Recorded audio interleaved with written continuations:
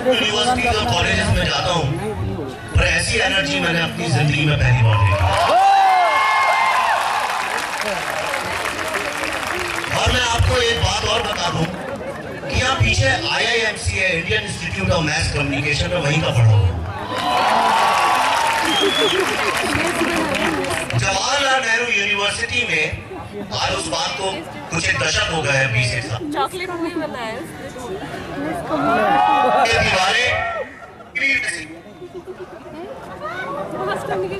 ये दीवारें, यहाँ के ये स्केचेस, ये माहौल, ये पेड़, कुछ नहीं पता।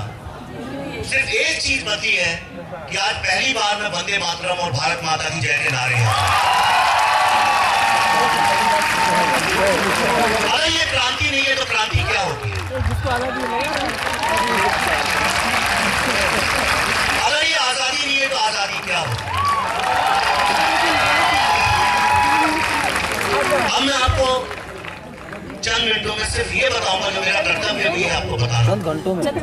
ये फिल्म क्यों बनी, ये फिल्म क्यों बनाई गई, और क्यों आज मैं यहाँ मिस्टर खेर के साथ JNU में इस फिल्म का प्रीमियर क्यों हो रहा है, ये बात समझना और जानना बहुत आवश्यक है। जब मैं पढ़ता था आपकी तरह, जब मैं स्टूडेंट था, तो हमारे पास सिर्फ दो चॉइसेस थी, बाटा का जूता पहने या कोरोना का जूता पहने। आज आपके साथ प्रॉब्लम ये है कि इतनी चॉइसेस है कि आपको समझ में नहीं आता है क्या पहने और क्या नहीं। वो डिप्राइव्ड सोसाइटी, वो समाज जहां पे यंग लड़कों को सिर्फ ये बताया जाता था कि एक मशीन है, उसमें तुम भी इंजीनियर और डॉक्टर बनो। मैं उस वक्त में पढ़ाई की है। मैंने हिंदुस्तान के 70 साल के इतिहास में एक नैरेटिव है, एक विचारधारा है, एक मानसिकता है जिसको कभी पनपने ही नहीं दिया गया। एक हिंदी बोलने वाला वर्णिकुलर लड़का, एक मिडिल क्लास छोटे शहर का लड़का जैसे ही दिल्ली और बंबई में आता है, उसको यहाँ पे इंग्लिश स्पीकिंग एक सर्टेन माइंडसेट वाले लोग जो है इतना इंफीरियर फील कराते हैं, उसकी आवाज को कभी बढ़ने ही नहीं देते। वो मैंने महसूस किया है। जब मैं JNU आया था, मेरी क्लास में 21 लड़कियां थी, 4 लड़के थे। वैसे ही इंफीरियरिटी कॉम्प्लेक्स था। ऊपर से एक ऐसा लड़का जो भोपाल में पढ़ा हुआ, जिसको अंग्रेजी नहीं आती, जिसके पास जीन्स नहीं। मैंने वो महसूस किया और मुझे समझ में आया इस देश में कहीं पे इंटेलेक्चुअल प्रोप्राइटी के ऊपर एक कॉपीराइट क्रिएट कर दिया गया था। और ये जो दूसरा, जो लोग अपने देश से प्यार करते हैं, जो अपने गांव से प्यार करते हैं, अपने माँ बाप से प्यार करते हैं और इस देश की गलतियों, कमियों, सब चीजों को एक साथ इकट्ठा करके इस देश को कुछ बनाना चाहते हैं, उन लोगों को कभी इंटेलेक्चुअल का दर्जा दिया नहीं गया। दर्जा उन लोगों को दिया गया, इंटेलेक्चुअल बुद्धिजीवी का दर्जा उन लोगों को दिया गया जो एक ऐसी यूटोपिया की बात करते हैं जो कभी संभव ही नहीं।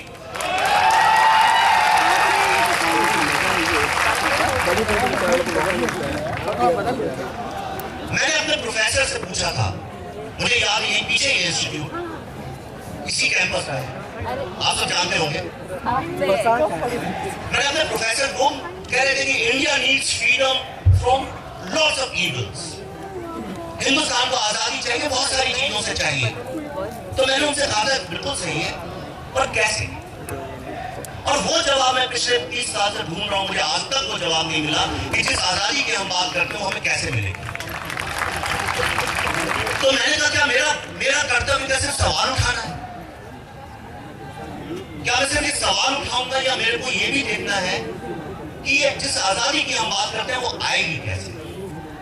हमें किस चीज से चाहिए ये फ्रीडम, किस चीज से ये आजादी चाहिए? मनुवाद से नहीं चाहिए। मैं गारंटी करता हूं हिंदुस्तान की यूनिवर्सिटी का कोई लड़का नहीं जानता मनुवाद क्या होता है।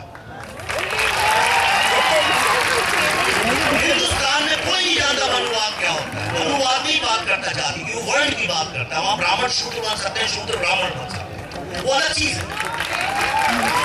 हमें ब्राह्मणवाद से आजादी नहीं चाहिए, क्योंकि जो ब्राह्मणवाद जिसको बोलते हैं उससे भी देश का बहुत उत्थान हुआ। हमको आजादी चाहिए इस देश की मीडियोक्रेसी से, हमको आजादी चाहिए इनएफिशिएंसी से, हमको आजादी चाहिए इनकॉम्पिटेंस से, हमको आजादी चाहिए उन लोगों से जो देश में रह के देश को आगे नहीं बढ़ने देते हैं। क्या कारण है 70 साल की आजादी के बाद 70 साल की आजादी के बाद इस देश में एक सिंपल एजुकेशन हम नहीं दे पाए, हमें उन लोगों से आजादी चाहिए जिन लोगों ने हिंदुस्तान के मिडिल क्लास को, असली हिंदुस्तान को रिप्रेजेंट करते हैं, उनकी आवाज को आगे नहीं बढ़ने दिया।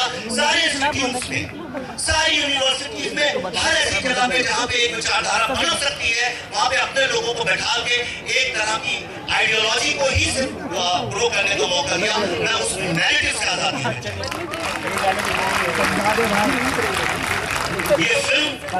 ये फिल्म उस गुस्से से, उस फ्रस्ट्रेशन से बनी।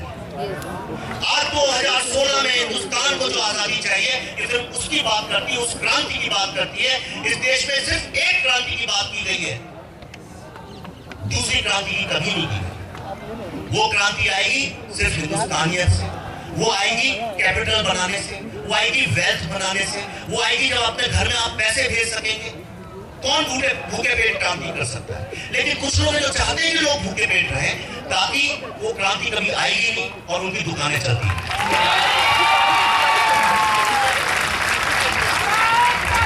इसलिए ये फिल्म बनाई गई है।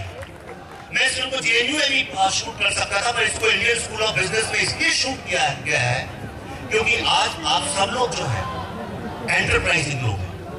मैं आपको फिल्म के बारे में नहीं बताऊंगा, आप खुद देखिए कौन सी क्रांति आप पसंद करते हैं। इस फिल्म के बाद उसका हम सवालों जवाब करेंगे, पर मैं आखिरी 2 मिनट में आपको ये बात बताना चाहता हूँ। सबको लगता है हम लोग बॉलीवुड में हैं, हम लोग बहुत एक तरह का एक सोशल पावर, एक नैरेटिव पावर है, पर ऐसा नहीं। ये फिल्म कम से कम 5 से 6 स्टूडियोज ने प्रॉमिस किया रिलीज करेंगे और लास्ट मिनट पे इसको देखने के बाद रिजेक्ट कर दिया।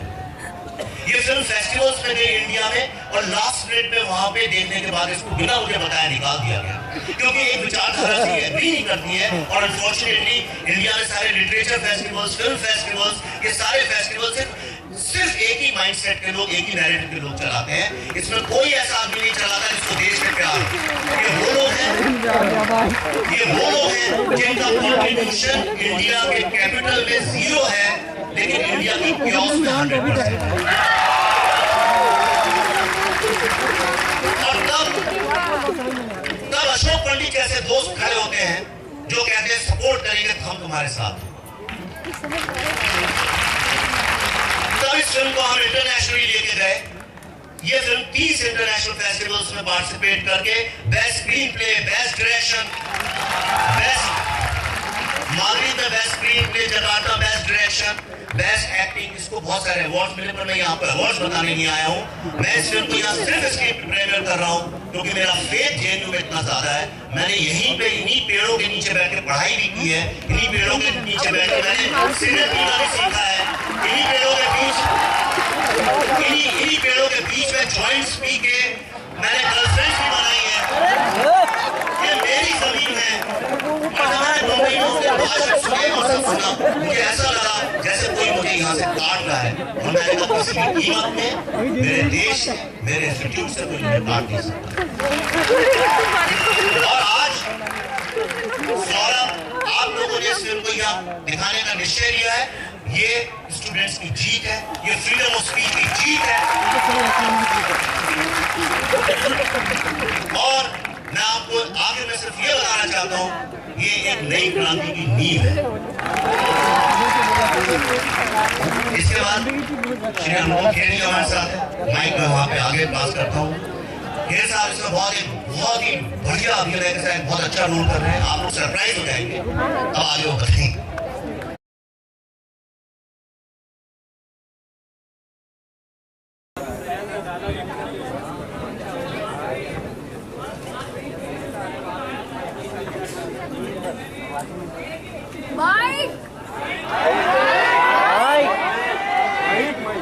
जी हाँ जी हाँ।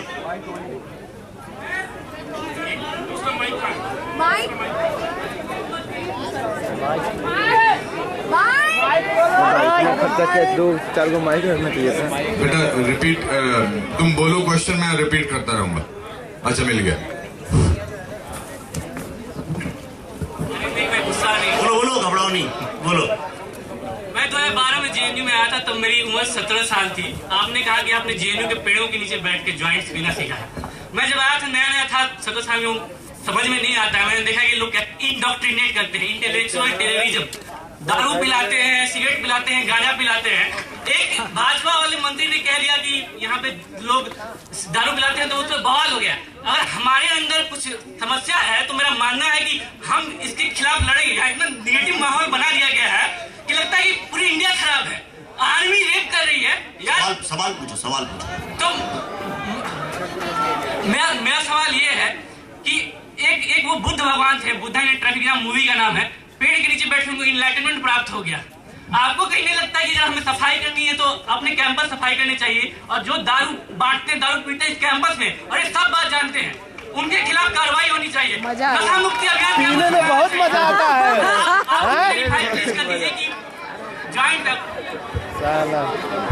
पीने में बहुत मजा आता है। सवाल पूछिए, सवाल। देखिए, सिर्फ सवाल पूछिए, अपनी टिप्पणियां कल ट्विटर और फेसबुक पे लिखिए, मैं रिट्वीट करूंगा उसको।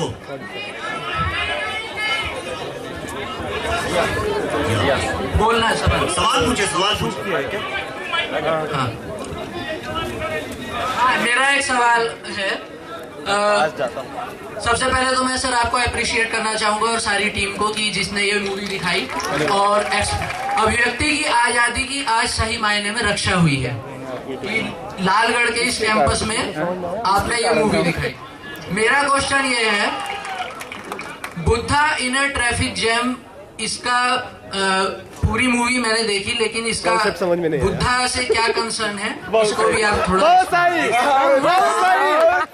को एनलाइटमेंट मिला था, समझ में आ गया। और जो कॉर्पोरेट टर्म्स में आज हम नौकरी करेंगे, ऑफिसेज में, बिजनेस में, जनरली ये शब्द इस्तेमाल किया जाता है उन लोगों के लिए जिनको कोई आइडिया मिल गया है। आप कहीं फंस गए, आइडिया नहीं, कहते हैं I have got an idea. अगर आज हिंदुस्तान में एक कोई लड़का या लड़की जिसके पास बहुत जबरदस्त आइडिया है, तो आपको लगता है कि उसको जो लोग हैं दबाने की कोशिश नहीं करेंगे, वो अपने को एक ट्रैफिक जैम में पाएगा। ये फिल्म उस बारे में। तो बुद्धा कहाँ गया? बुद्धा कहाँ है? रेड लाइट से ग्रीन तो हुआ ही नहीं।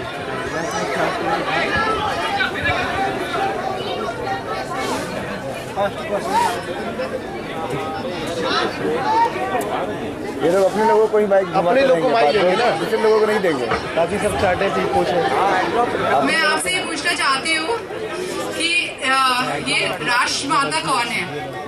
राष्ट्रमाता कौन है? ये एक सवाल मैं आपसे इसलिए करना चाहती हूँ, कुछ दिनों पहले मैं एक मकान ढूंढ रही थी, तो मैंने ब्रोकर से बोला कि आप मुझे मकान दिखाएंगे। उन्होंने कहा कि हाँ 2-3 दिन बाद आप लेगा मकान दिखाऊँ। I called him up, he said to me कि मैं रामलीला ग्राउंड्स आया हूँ। मैंने कहा किस लिए? ही सेड कि हम यहाँ पे द काऊ जो होती है, गाय, उसको हम राष्ट्रमाता का दर्जा देने के लिए एकत्रित हुए हैं। I said to him, I said कि listen, but लेकिन फादर ऑफ द नेशन तो एक आदमी है, तो राष्ट्रमाता भी एक औरत को होना चाहिए। नहीं, कोई औरत इस लायक नहीं हो सकती कि वो सबकी मां बन सके इस देश में। He said to me, नहीं, one second, what is Bharat माता? आप मुझे बताइए, क्योंकि एक मिनट,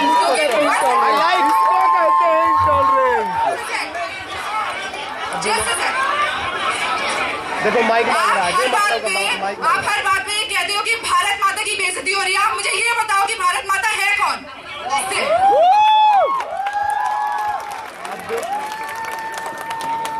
अनुपम सर जवाब दीजिएगा। नहीं, भूल गए सर जी। देखिए, भारत माता कोई वस्तु नहीं है, कोई चीज नहीं है। अमेरिका में और ब्रिटेन में उसको बोलते हैं मदरलैंड। पाश्चात्य संस्कृति, इस्लामिक कंट्रीज है वहां पे, और तो ये भावना है, भावना का नाम है। और भावना कौन है?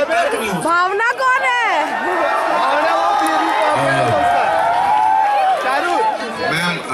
मैम आपने पूछा कि एक तो शांत हो जाइए आप, है ना, बिल्कुल शांति से बात करते हैं। भारत माता का मतलब है फ्रीडम। 1947 से पहले हमारे पास कोई फ्रीडम नहीं थी। We are thankful, it's a symbolic thing. Don't turn it into a physical thing और not this thing. No, I don't want to an argument with you. I think it's symbolic. आप भगवान में विश्वास करती हैं, अल्लाह में विश्वास करती हैं, किसी में विश्वास रखती हैं? सब में विश्वास रखती है ना? आप उसको क्वेश्चन नहीं करती है ना? बिल्कुल। तो इसको भी क्वेश्चन मत करिए। अरे मेरे प्यारे बच्चों, मेरे अंशु, मैं हमेशा कहता हूँ India is a tolerant country, तो लेट अस बी टॉलरेंट ना अबाउट इट। टॉलरेंट मतलब ये थोड़ी होता है। Ma'am I am not here. Okay, next question please.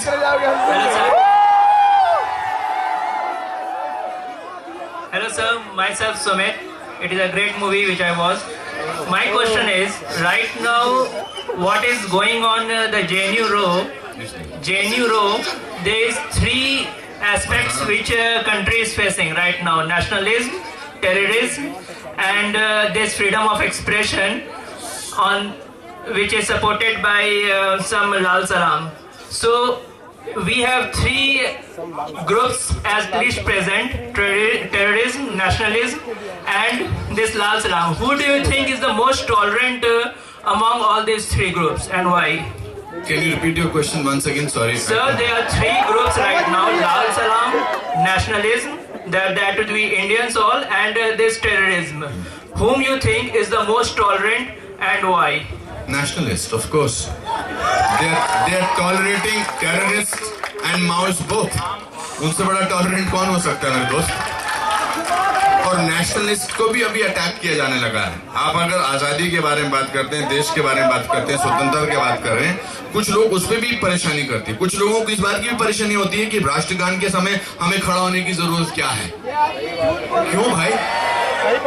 ये नया फैशन शुरू हुआ है कि राष्ट्रगान के लिए खड़ा नहीं। आप अमेरिका चले जाओ और अमेरिका का राष्ट्रगान चल रहा हो, बैठ के दिखा दो आप। ये इसलिए let's not get into all this. I just want to say lot of people have this question, पापा कौन है? Okay, I just want to say that this is a personal anecdote of my and my father which we incorporated in the film. Today it came across as a completely different thing. और कौन है इनके? विवेक मुझे बहुत सालों से जानते हैं। बहुत साल पहले जब नया नया मोबाइल आया था तो एक बार मेरे पिताजी ने मुझे फोन किया था और मैंने किसी कारणवश फोन नहीं उठाया था, शायद मैं शॉर्ट में था। तो पिताजी ने कहा कि बेटा तू फोन नहीं उठाता तो मुझे अच्छा नहीं लगता। उसके बाद मैंने डिसाइड कर लिया, मैंने कहा पापा जब भी आप मुझे फोन करोगे, चाहे मैं किसी के साथ भी हूं, मैं आपका फोन जरूर उठाऊंगा। और वो रोज सुबह 8 बजे फोन करते थे। तो this was a personal anecdote between me and my father and I wanted to, because ये फिल्म 2012-2013 में शूट हुई थी and my father passed away in 2011 I think. So I think that was my personal gesture.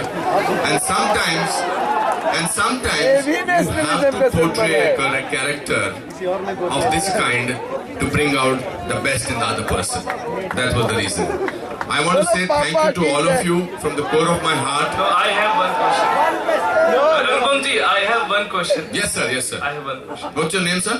My name is Sunny Dhiman. And my name is Sunny Dhiman. और मेरा सवाल आपसे है। जी जी। मैं अपने आप को मैं बुद्धिस्ट हूँ। अरे एक मिनट प्लीज बोलने दीजिए। आप लोग अगर आप उनको जानते हैं, पहचानते हैं, मैंने उनको जानता है, पहचानता हूँ, मुझे उनसे सवाल डायरेक्ट आंसर करने दीजिए। आपकी बातों से ऐसा लग रहा है कि वो कुछ टेढ़ा सवाल पूछने वाले हैं। चलिए कोई बात नहीं, पूछने दीजिए ना, मैं सीधा जवाब दूंगा। मेरा नाम सनी धीमान है। मैं फिर से शुरू करूंगा, आप बीच में डिस्टर्ब मत कीजिएगा। ये 2 व्यक्तियों के बीच की बात है और आपको जवाब 2 व्यक्तियों के बीच की बात नहीं है बेटा, 2 व्यक्तियों की नहीं। मेरा सवाल है, सारे लोगों के बीच मेरा सवाल है एज ए बुद्धिस्ट, मैं बुद्धिस्ट हूँ और मैं आपसे पूछना चाहता हूँ कि इस जो पूरी पिक्चर में आपने बुद्धा एंड ट्रैफिक जाम, जब आपने रेडिकल लेफ्ट के एक घिनौने हिस्से की बात कही है, एक तरफ एक रेडिकल राइट का भी घिनौना हिस्सा है जो बलात्कार करता है। मैं मुजफ्फरनगर से हूँ और मैं अब मैं बुद्ध की बात करता हूँ। बुद्ध का मतलब है उस तिरंगे में जो बीच में जो नीला धम्म चक्र है वो बुद्ध है। सवाल क्या है सर? सवाल ये है कि आरएसएस की गुंडागर्दी, आरएसएस को वीएचपी के जो लोग हैं उनका इस मूवी में शक्ल क्यों नहीं दिखाई गई?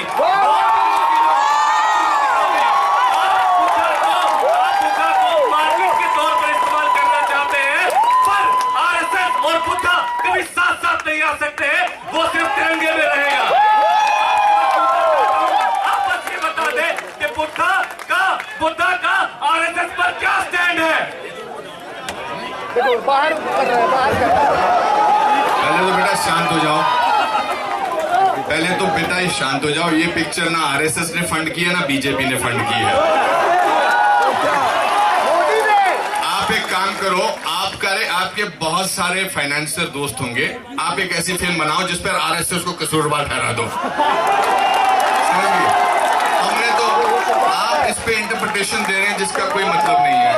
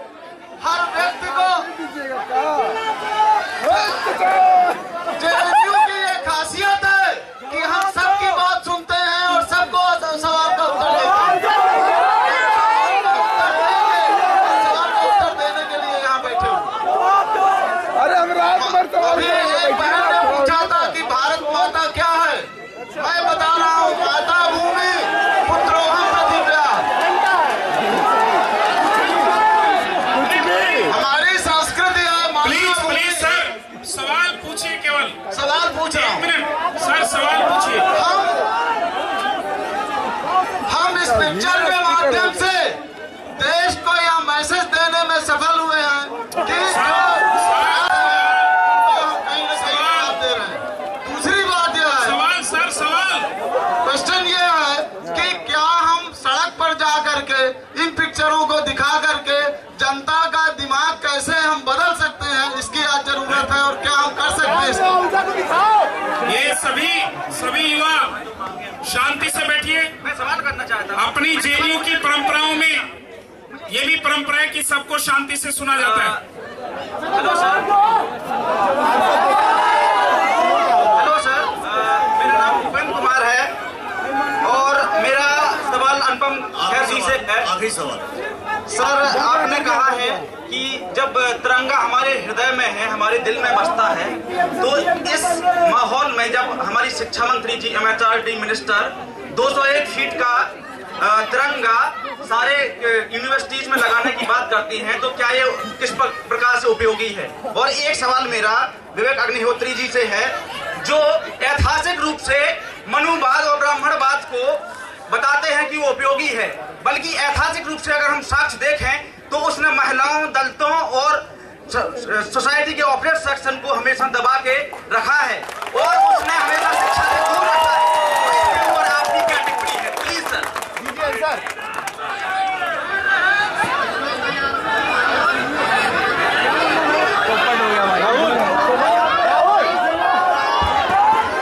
अच्छा दोस्तों, आपने सवाल पूछा मनुवाद के बारे में। आप सबके खाने का टाइम हो गया, मुझे पता है।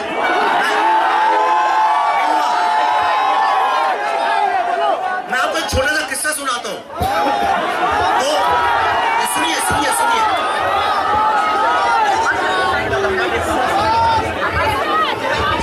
मैं आपसे ये कह रहा हूं कि ये फिल्म कई सवाल उठाती है। मनुवाद आज की तारीख में उसका कोई अर्थ नहीं है। आज ये आपने सवाल पूछा, जवाब सुनिए। आपने जवाब सुन लीजिए भाई साहब।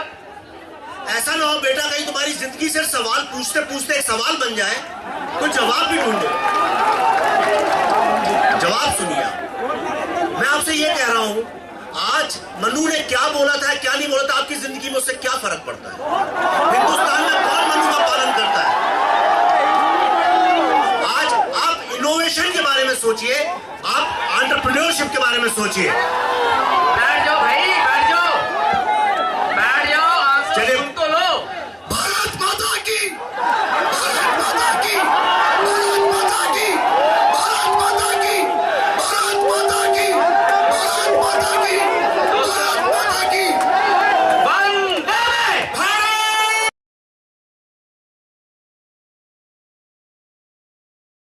शर्म करो, शर्म करो, अरे चमचा अनुपम शर्म करो, संगी अनुपम अनुपम शर्म करो, शर्म करो, शर्म करो। संघीय अनुपम शर्म करो, शर्म करो, शर्म करो। राष्ट्रवाद उन्माद बंद करो, बंद करो, बंद करो। नेशनलिज्म के नाम पे फनाटिज्म फैलाना बंद करो, बंद करो, बंद करो। Cultural nationalism down down down down down down. Cultural nationalism down down down down down down. RSS हो बर्बाद, हो बर्बाद, हो बर्बाद। आरएसएस हो बर्बाद, हो बर्बाद, हो बर्बाद। पूंजीवाद हो बर्बाद, हो बर्बाद, हो बर्बाद। मनुवाद हो बर्बाद, हो बर्बाद, हो बर्बाद। जय जय जय जय जय भीम, जय भीम, जय भीम। जय जय जय जय जय भीम, जय भीम, जय भीम। आरएसएस से भी आजादी, तो संघवाद से आजादी, तो झूठ मूठ से आजादी, फर्जीवाड़े से आजादी, अमिता सिंह से आजादी, पंजाब से आजादी, बीबीपी से आजादी, हम लेके रहेंगे आजादी, तो भुखमरी से आजादी, तो गरीबी से आजादी, सुनसान सड़क पे आजादी, तो आधी रात को आजादी, तो जोर से बोलो आजादी, है हक तुम्हारी, आजादी, है हक तुम्हारी, आजादी, तो मोदी न दे आजादी, तो छीन के ले लो, आजादी, तो हंस के ले लो, आजादी, तो झूम के बोलो, आजादी, तो मैं भी बोलूं, आजादी, तो पीछे से बोलो, आजादी, तो इधर से बोलो, आजादी, तो तुम भी बोलो, आजादी, और मैं भी बोलूं, आजादी, शादी करने की, आजादी, तो ना करने की,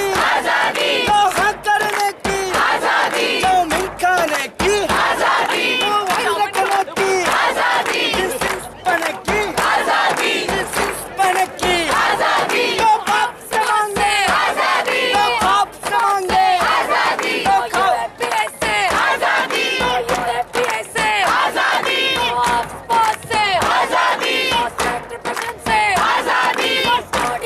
से आजादी, से आजादी, आजादी, आजादी, सोनी मांगे, आजादी, आजादी, एक्सीडेंट से आजादी, जुड़म से आजादी, से आजादी, ग्रेन हंट से आजादी, ग्रेन हंट से आजादी, एनकाउंटर से आजादी, एनकाउंटर से आजादी, आसमान को रद्द करो, रद्द करो, रद्द करो, आसमान को रद्द करो, रद्द करो, रद्द करो। We are gonna JNU, JNU, जोर से बोलो JNU, JNU, JNU।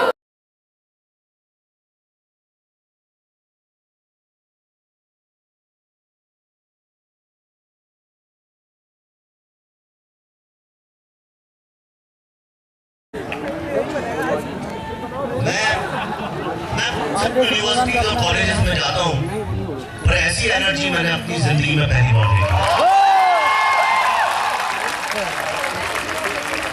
और मैं आपको एक बात और बता दूं कि यहाँ पीछे IIMC है, Indian institute of mass communication में, वहीं का पढ़ा हूँ।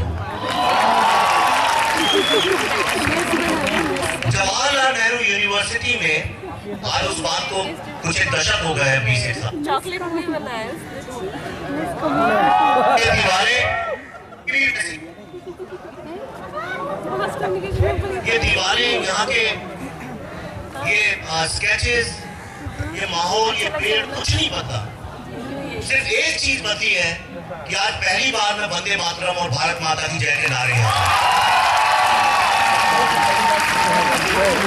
अगर ये क्रांति नहीं है तो क्रांति क्या होती है?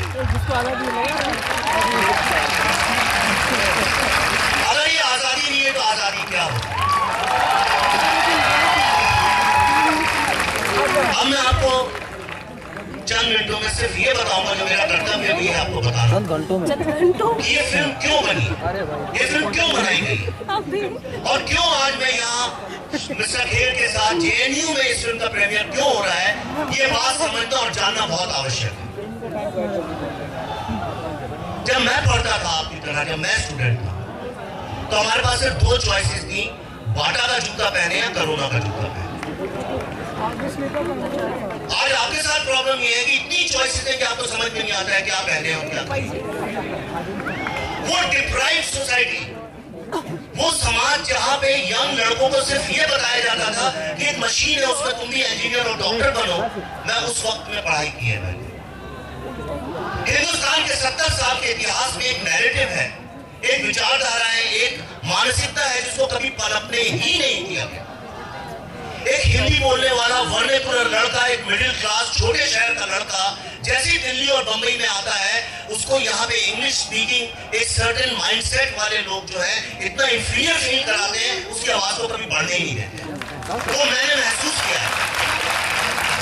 जब मैं JNU आया था, मेरी क्लास में 21 लड़कियां थी, 4 लड़के थे। वैसे ही इंफीरियरिटी कॉम्प्लेक्स था। ऊपर से एक ऐसा लड़का जो भोपाल में पढ़ा हुआ, जिसको अंग्रेजी नहीं आती, जिसके पास जीन्स नहीं।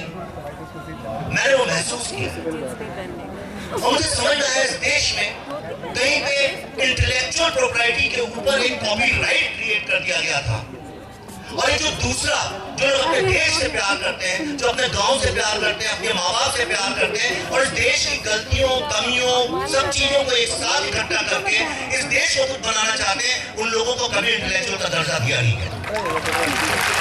दर्जा उन लोगों को दिया गया, इंटेलेक्चुअल बुद्धिजीवी का दर्जा उन लोगों को दिया गया जो एक ऐसी यूटोपिया की बात करते हैं जो कभी संभव ही नहीं।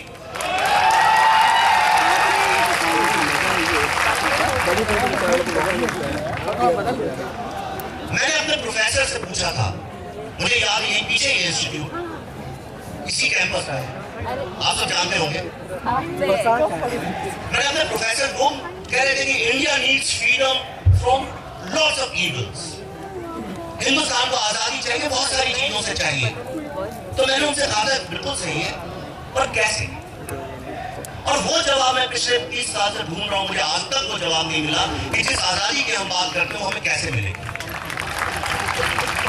तो मैंने कहा क्या मेरा कर्तव्य क्या सिर्फ सवाल उठाना है? क्या मैं सिर्फ सवाल उठाऊंगा या मेरे को ये भी देखना है कि ये जिस आजादी की हम बात करते हैं वो आएगी कैसे? हमें किस चीज से चाहिए ये फ्रीडम? किस चीज से ये आजादी चाहिए? मनुवाद से नहीं चाहिए। मैं गारंटी करता हूं हिंदुस्तान की यूनिवर्सिटी का कोई लड़का नहीं जानता मनुवाद क्या होता है। हिंदुस्तान में कोई नहीं जानता मनुवाद क्या होता है। मनुवाद नहीं बात करता जाति की, वो वर्ण की बात करता है। वहां ब्राह्मण शूद्र बन सकते हैं, शूद्र ब्राह्मण बन सकते हैं, वो अलग चीज है। हमें ब्राह्मणवाद से आजादी नहीं चाहिए, क्योंकि जो ब्राह्मणवाद जिसको बोलते हैं उससे इस देश का बहुत उत्थान हुआ। हमको आजादी चाहिए इस देश की मीडियोक्रेसी से, हमको आजादी चाहिए इनएफिशिएंसी से, हमको आजादी चाहिए इनकॉम्पिटेंस से, हमको आजादी चाहिए उन लोगों से जो देश में रहकर देश को आगे नहीं बढ़ने देते हैं। क्या कारण है 70 साल की आजादी के बाद, 70 साल की आजादी के बाद इस देश में एक सिंपल एजुकेशन हम नहीं दे पाए? हमें उन लोगों से आजादी चाहिए जिन लोगों ने हिंदुस्तान के मिडिल क्लास को, असली हिंदुस्तान को रिप्रेजेंट करते हैं, उनकी आवाज को आगे नहीं बढ़ने दिया। सारे इंस्टीट्यूट्स में, सारी यूनिवर्सिटीज में, हर ऐसी जगह पे जहां पे एक विचारधारा बन सकती है, वहां पे अपने लोगों को बैठा के एक तरह की आइडियोलॉजी को ही सिर्फ ग्रो करने का मौका दिया। मैं उस नैरेटिव से आजादी में चाहिए। ये फिल्म उस गुस्से से, उस फ्रस्ट्रेशन से बनी।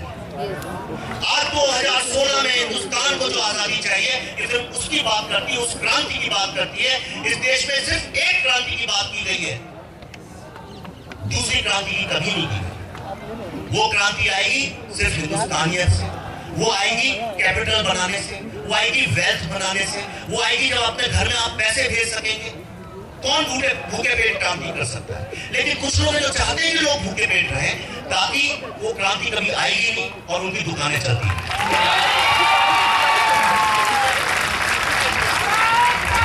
इसलिए ये फिल्म बनाई गई। मैं इस फिल्म को JNU में भी शूट कर सकता था, पर इसको इंडियन स्कूल ऑफ बिजनेस में इसलिए शूट किया गया है क्योंकि आज आप सब लोग जो है एंटरप्राइजिंग लोग हैं। मैं आपको फिल्म के बारे में नहीं बताऊंगा, आप खुद देखिए कौन सी क्रांति आप पसंद करते हैं। इस फिल्म के बाद उसका हम सवालों जवाब करेंगे, पर मैं आखिरी 2 मिनट में आपको ये बात बताना चाहता हूँ। सबको लगता है हम लोग बॉलीवुड में हैं, हम लोग बहुत एक तरह का एक सोशल पावर, एक नैरेटिव पावर है, पर ऐसा नहीं। ये फिल्म कम से कम 5 से 6 स्टूडियोज ने प्रॉमिस किया रिलीज करेंगे और लास्ट मिनट पे इसको देखने के बाद रिजेक्ट कर दिया। ये फिल्म फेस्टिवल्स में गई इंडिया में और लास्ट मिनट पे वहां पे देखने के बाद इसको बिना मुझे बताया निकाल दिया गया, क्योंकि एक विचारधारा से एग्री नहीं करती है। और अनफॉर्चुनेटली इंडिया में सारे लिटरेचर फेस्टिवल्स, फिल्म फेस्टिवल्स, ये सारे फेस्टिवल्स सिर्फ एक ही माइंडसेट के लोग, एक ही नैरेटिव के लोग चलाते हैं। इसमें कोई ऐसा आदमी नहीं चलाता जिसको देश में प्यार हो। ये वो लोग हैं जिनका कॉन्ट्रिब्यूशन इंडिया के कैपिटल में 0 है, लेकिन इंडिया की क्योस में 100%। और तब अशोक पंडित जैसे दोस्त खड़े होते हैं जो कहते हैं सपोर्ट करेंगे तो हम तुम्हारे साथ। तब इस फिल्म को हम इंटरनेशनली लेके गए। ये फिल्म 30 इंटरनेशनल फेस्टिवल्स में पार्टिसिपेट करके best screenplay, best direction, best Madrid में best screenplay, Jakarta best direction, best acting, इसको बहुत सारे अवार्ड्स मिले। पर मैं यहाँ पर अवार्ड्स बताने नहीं आया हूँ। मैं इस फिल्म को यहाँ सिर्फ इसलिए प्रीमियर कर रहा हूँ क्योंकि मेरा फेथ जेएनयू में इतना ज्यादा है। मैंने यहीं पे इन्हीं पेड़ों के नीचे बैठ के पढ़ाई भी की है, इन्हीं पेड़ों के नीचे बैठ के मैंने सिगरेट पीना भी सीखा है, इन्हीं पेड़ों के बीच में जॉइंट्स पी के मैंने गर्लफ्रेंड्स भी बनाई है। ये मेरी जमीन है। और जब मैंने बम्बईयों के भाषण सुने और सब सुना, मुझे ऐसा लगा जैसे कोई मुझे यहाँ से काट रहा है। और मैंने कहा किसी भी कीमत में मेरे देश, मेरे इंस्टीट्यूट से कोई मुझे काट नहीं सकता। और आज सौरभ, आप लोगों ने इस फिल्म को यहाँ दिखाने का निश्चय लिया है। ये स्टूडेंट्स की जीत है, ये फ्रीडम ऑफ स्पीच की जीत है। और मैं आपको आगे में सिर्फ ये बताना चाहता हूँ, ये एक नई क्रांति की नींव है। इसके बाद श्री अनुभव खेड़ी हमारे साथ माइक में। आप हर बात में ये कहते हो कि भारत माता की बेइज्जती हो रही है। आप मुझे ये बताओ कि भारत माता है कौन?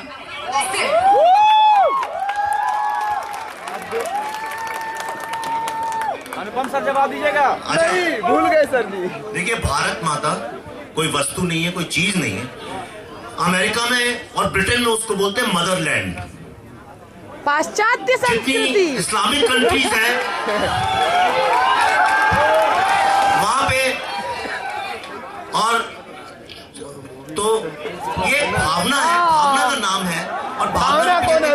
भावना कौन है?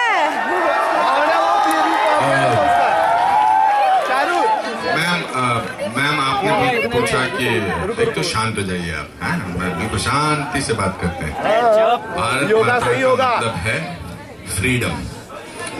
1947 से पहले हमारे पास कोई फ्रीडम नहीं थी। We are thankful, it's a symbolic thing. Don't turn it into a physical thing और not this thing. No, I don't want to an argument with you. I think it's symbolic. आप भगवान में विश्वास करती हैं, अल्लाह में विश्वास करती हैं, किसी में विश्वास रखती हैं? सब में विश्वास रखती है ना? आप उसको क्वेश्चन नहीं करती है ना? बिल्कुल तो इसको भी क्वेश्चन मत करिए। अरे मेरे प्यारे बच्चों, मैं हमेशा कहता हूँ India is a tolerant country, तो लेट अस बी टॉलरेंट ना अबाउट इट। टॉलरेंट मतलब ये थोड़ी होता है। Ma'am, I am not here. Okay, next question, please.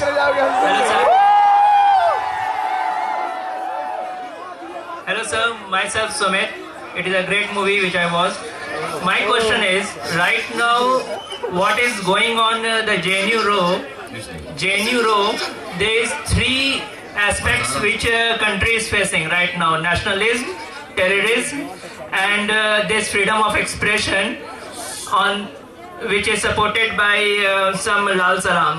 So we have 3 groups as least present: terrorism, nationalism, and this Lal Salam. Who do you think is the most tolerant among all these 3 groups, and why?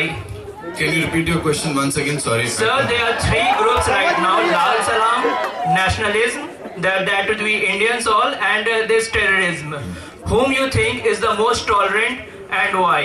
Nationalist, of course. They are tolerating terrorists and Maoists both.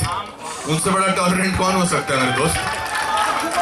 और nationalist को भी अभी attack किया जाने लगा है। आप अगर आजादी के बारे में बात करते हैं, देश के बारे में बात करते हैं, स्वतंत्रता की बात कर रहे हैं, कुछ लोग उस पर भी परेशानी करते हैं। कुछ लोगों को इस बात की भी परेशानी होती है कि राष्ट्रगान के समय हमें खड़ा होने की जरूरत क्या है। क्यों भाई? ये नया फैशन शुरू हुआ है कि राष्ट्रगान के लिए खड़ा नहीं। आप अमेरिका चले जाओ और अमेरिका का राष्ट्रगान चल रहा हो, बैठ के दिखा दो आप। ये इसलिए let's not get into all this. I just want to say lot of people have this question, पापा कौन है? Okay, I just want to say that this is a personal anecdote of my and my father which we incorporated in the film. Today it came across as a completely different thing. और कौन है इनके? विवेक मुझे बहुत सालों से जानते हैं। बहुत साल पहले जब नया नया मोबाइल आया था तो एक बार मेरे पिताजी ने मुझे फोन किया था और मैंने किसी कारणवश फोन नहीं उठाया था, शायद मैं शॉर्ट में था। तो पिताजी ने कहा कि बेटा तू फोन नहीं उठाता तो मुझे अच्छा नहीं लगता। उसके बाद मैंने डिसाइड कर लिया, मैंने कहा पापा जब भी आप मुझे फोन करोगे, चाहे मैं किसी के साथ भी हूं, मैं आपका फोन जरूर उठाऊंगा। और वो रोज सुबह 8 बजे फोन करते थे। तो this was a personal anecdote between me and my father and I wanted to, because ये फिल्म 2012-2013 में शूट हुई थी and my father passed away in 2011 I think. So I think that was my personal gesture. And sometimes you have to portray a character of this kind to bring out the best in the other person. That was the reason. I want to say thank you to all of you from the core of my heart. No, I have one question. Anupam ji, I have one question. Yes sir, yes sir. I have one question. What's your name, sir? My name is Sunny Dhiman. And my name is Sunny Dhiman. और मेरा सवाल आपसे है। जी जी। मैं अपने आप को मैं बुद्धिस्ट हूँ। अरे एक मिनट प्लीज बोलने दीजिए। आप लोग अगर आप उनको जानते हैं, पहचानते हैं, मैंने उनको जानता है, पहचानता हूँ, मुझे उनसे सवाल डायरेक्ट आंसर करने दीजिए। आपकी बातों से ऐसा लग रहा है कि वो कुछ टेढ़ा सवाल पूछने वाले हैं।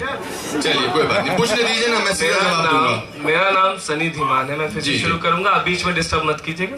ये 2 व्यक्तियों के बीच की बात है और आपको जवाब 2 व्यक्तियों के बीच की बात नहीं है बेटा, 2 व्यक्तियों की नहीं। मेरा सवाल है, सारे लोगों के बीच मेरा सवाल है एज ए बुद्धिस्ट, मैं बुद्धिस्ट हूँ और मैं आपसे ये पूछना चाहता हूँ कि इस जो पूरी पिक्चर में आपने बुद्धा एंड ट्रैफिक जाम, जब आपने रेडिकल लेफ्ट के एक घिनौने हिस्से की बात कही है, एक तरफ एक रेडिकल राइट का भी घिनौना हिस्सा है जो बलात्कार करता है। मैं मुजफ्फरनगर से हूँ और मेरे अब मैं बुद्ध की बात करता हूँ। बुद्ध का मतलब है उस तिरंगे में जो बीच में जो नीला धम्म चक्र है वो बुद्ध है। सवाल ये है कि आरएसएस की गुंडागर्दी, आरएसएस को वीएचपी के जो लोग हैं उनका इस मूवी में शक्ल क्यों नहीं दिखाई गई?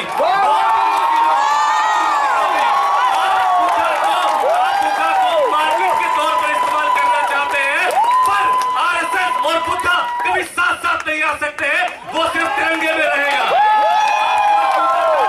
आप बस ये बता दें कि बुद्धा का आरएसएस पर क्या स्टैंड है? बाहर कर रहे हैं, बाहर कर रहे हैं। पहले तो बेटा शांत हो जाओ, पहले तो बेटा ही शांत हो जाओ। ये पिक्चर ना आरएसएस ने फंड की है ना बीजेपी ने फंड की है। आप एक काम करो, आपके बहुत सारे फाइनेंशियल दोस्त होंगे, आप एक ऐसी फिल्म बनाओ जिस पर आरएसएस को कसूरवार ठहरा दो। हमने तो आप इस पे इंटरप्रिटेशन दे रहे हैं जिसका कोई मतलब नहीं है।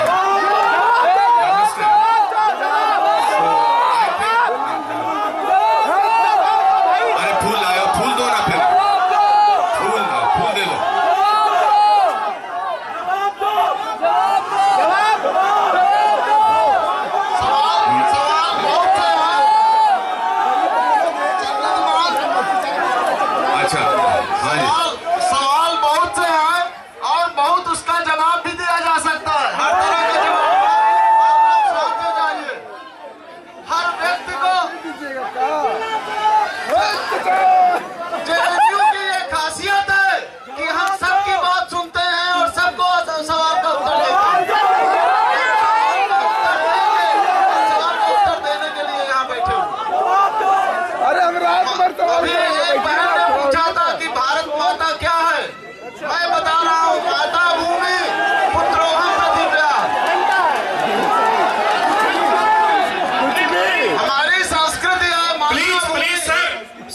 पूछिए, केवल सवाल पूछ रहा हूं। 1 मिनट सर, सवाल पूछिए। हम इस पिक्चर के माध्यम से देश को यह मैसेज देने में सफल हुए हैं कि कहीं ना कहीं जवाब दे रहे हैं। दूसरी बात यह है, सवाल क्वेश्चन ये है कि क्या हम सड़क पर जा करके इन पिक्चरों को दिखा करके जनता का दिमाग कैसे हम बदल सकते हैं, इसकी आज जरूरत है और क्या हम कर सकते हैं इसको? ये सभी युवा शांति से बैठिए। मैं सवाल करना चाहता हूँ। अपनी जेएनयू की परंपराओं में ये भी परंपरा है कि सबको शांति से सुना जाता है। हेलो सर, मेरा नाम उपेंद्र कुमार है और मेरा सवाल अनुपम खेर जी से है। आखिरी सवाल सर, आपने कहा है कि जब तिरंगा हमारे हृदय में है, हमारे दिल में बसता है, तो इस माहौल में जब हमारी शिक्षा मंत्री जी एमएचआरडी मिनिस्टर 201 फीट का तिरंगा सारे यूनिवर्सिटीज में लगाने की बात करती हैं, तो क्या ये आगे पास करता हूँ। ये साहब इसमें बहुत ही बढ़िया अभिनय के साथ बहुत अच्छा रोल कर रहे हैं। आप लोग सरप्राइज हो जाएंगे। अब आगे वो बताएंगे।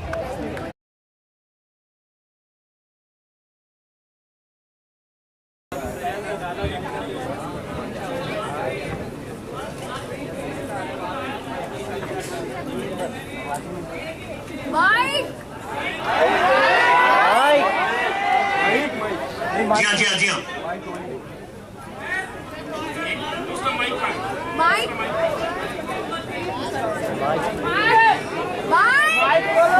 खर्चा किया 2-4 को माइक रखना चाहिए था।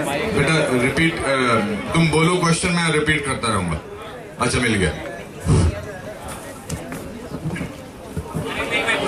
बोलो, घबराओ नहीं, बोलो। मैं 2012 में जेएनयू में आया था, तब मेरी उम्र 17 साल थी। आपने कहा कि आपने जेएनयू के पेड़ों के नीचे बैठ के जॉइंट्स पीना सीखा है। मैं जब आया था नया था, 17 साल में समझ में नहीं आता है। मैंने देखा कि लोग इंडोक्ट्रिनेट करते हैं, इंटेलेक्चुअल टेररिज्म, दारू पिलाते हैं, सिगरेट पिलाते हैं, गांजा पिलाते हैं। एक भाजपा वाले मंत्री ने कह दिया कि यहाँ पे लोग दारू पिलाते हैं, तो उसमें बवाल हो गया। अगर हमारे अंदर कुछ समस्या है तो मेरा मानना है कि हम इसके खिलाफ लड़ेंगे। इतना निगेटिव माहौल बना दिया गया है कि लगता है कि पूरी इंडिया खराब है, आर्मी रेप कर रही है यार। सवाल पूछो। तो मेरा सवाल ये है कि एक वो बुद्ध भगवान थे, बुद्धा ने ट्रैफिक जाम मूवी का नाम है, पेड़ के नीचे बैठे उनको इनलाइटमेंट प्राप्त हो गया। आपको कहीं नहीं लगता कि जब हमें सफाई करनी है तो अपने कैंपस सफाई करनी चाहिए, और जो दारू बांटते हैं, दारू पीते हैं इस कैंपस में, और ये सब बात जानते हैं, उनके खिलाफ कार्रवाई होनी चाहिए। नशा मुक्ति अभियान पीने में बहुत मजा आता है।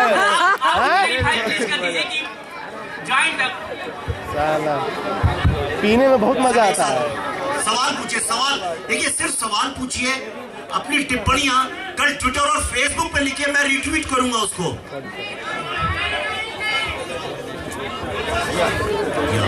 बोलना है सवाल पूछिए। मेरा एक सवाल है। सबसे पहले तो मैं सर आपको अप्रिशिएट करना चाहूंगा और सारी टीम को कि जिसने ये मूवी दिखाई, और अभिव्यक्ति की आजादी की आज सही मायने में रक्षा हुई है। लालगढ़ के इस कैंपस में आपने ये मूवी दिखाई। मेरा क्वेश्चन ये है, बुद्धा इनर ट्रैफिक जैम, इसका पूरी मूवी मैंने देखी, लेकिन इसका बुद्धा से क्या कंसर्न है, इसको भी आप थोड़ा समझ में आ गया। और जो कॉर्पोरेट टर्म्स में आज हम नौकरी करेंगे, ऑफिसेज में, बिजनेस में, जनरली ये शब्द इस्तेमाल किया जाता है उन लोगों के लिए जिनको कोई आइडिया मिल गया है। आप कहीं फंस गए, आइडिया नहीं, कहते हैं I have got an idea. अगर आज हिंदुस्तान में एक कोई लड़का या लड़की जिसके पास बहुत जबरदस्त आइडिया है, तो आपको लगता है कि उसको जो लोग हैं दबाने की कोशिश नहीं करेंगे, वो अपने को एक ट्रैफिक जैम में पाएगा। ये फिल्म उस बारे में। तो बुद्धा कहाँ गया? बुद्धा कहाँ है? रेड लाइट से ग्रीन तो हुआ ही नहीं।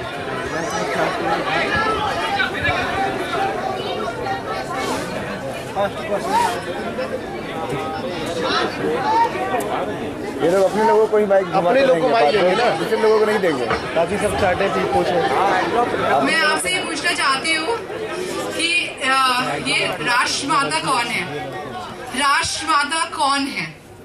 ये एक सवाल मैं आपसे इसलिए करना चाहती हूँ, कुछ दिनों पहले मैं एक मकान ढूंढ रही थी, तो मैंने ब्रोकर से बोला कि आप मुझे मकान दिखाएंगे। उन्होंने कहा कि हाँ 2-3 दिन बाद आप लेगा मकान दिखाओ। I called him up, he said to me कि मैं रामलीला ग्राउंड्स आया हूँ। मैंने कहा किस लिए? ही सेड कि हम यहाँ पे द काऊ जो होती है गाय, उसको हम राष्ट्र माता का दर्जा देने के लिए एकत्रित हुए हैं। आई सेड टू हिम कि लिसन बट लेकिन फादर ऑफ द नेशन तो एक आदमी है, तो राष्ट्र माता भी एक औरत को होना चाहिए। नहीं, कोई औरत इस लायक नहीं हो सकती कि वो सबकी माँ बन सके इस देश में। He said to me, नहीं, 1 second, what is भारत माता? आप मुझे बताइए, क्योंकि 1 मिनट,